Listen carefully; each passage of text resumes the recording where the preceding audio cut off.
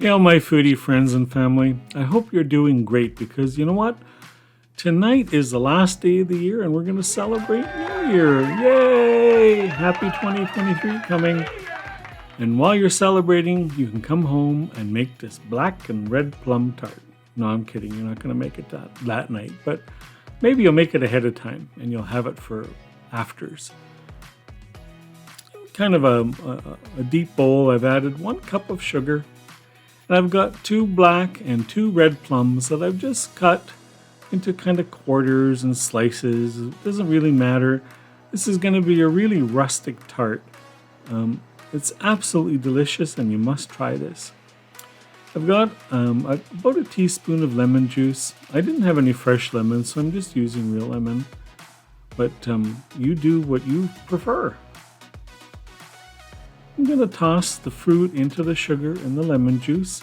The idea here is just to get the fruit macerating a bit, which means that it's going to start exuding some wonderful juices.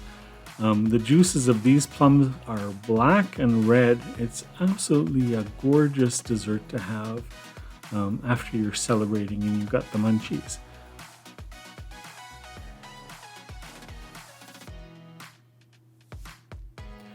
Now on I've got a pizza tin with a parchment paper on top, and I've got 1 sheet of short crust pie dough that I bought frozen. You can certainly make your own. Tumble the fruit in, it doesn't matter what it looks like. This is a rustic tart, as I said. From the edge of the dough, we're just going to fold in and make pleats and go right around the tart. There's no rule here as to how it has to look, but I went for a very rustic looking tart, one that maybe your mom or grandma might have made. Doesn't it look good?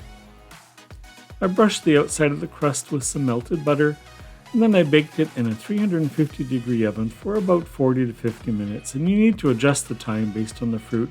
Sometimes they're really juicy and sometimes they're dry, so it might take longer. So I've served up a piece. I'm serving it with some custard sauce. You can certainly have whipping cream or ice cream. This is so good. The tartness of the plums with the sweetness of the custard is delicious.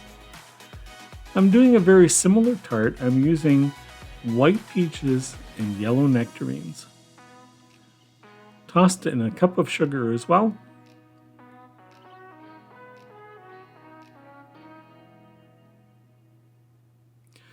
Now you're going to notice a boo-boo I made here. There should be about a tablespoon of flour added to this, and I forgot. I added it later, but well, you'll know. Again, a buttered crust, but I'm using a pie tin this time. I've tumbled all the fruit into that. The flour should have been in this mix, but I goofed. And the other thing that you notice I forgot to do was that I should have chilled this before baking it. It's a mistake. It still came out okay, but the crust was a little bit underdone on the bottom and I had some trouble getting it out of the pie tin, I'll be totally honest. But doing it again, I'll be smarter.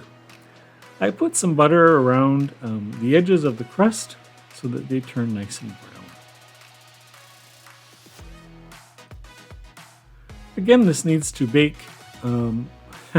There's the flour.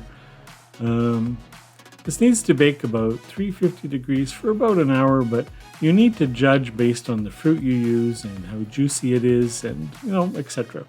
Make sure the crust is done on top and bottom, and you'll have a delicious tart.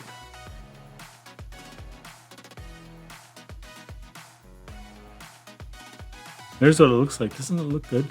Make sure you put it on a pie tin as well because it will drip because it bubbles over a bit. If you like the recipes, I'd love it if you'd subscribe to the channel. The more foodies here for 2023, the better. Thanks for stopping by for some more food that warms your soul, and mine too. Happy New Year! See you next time.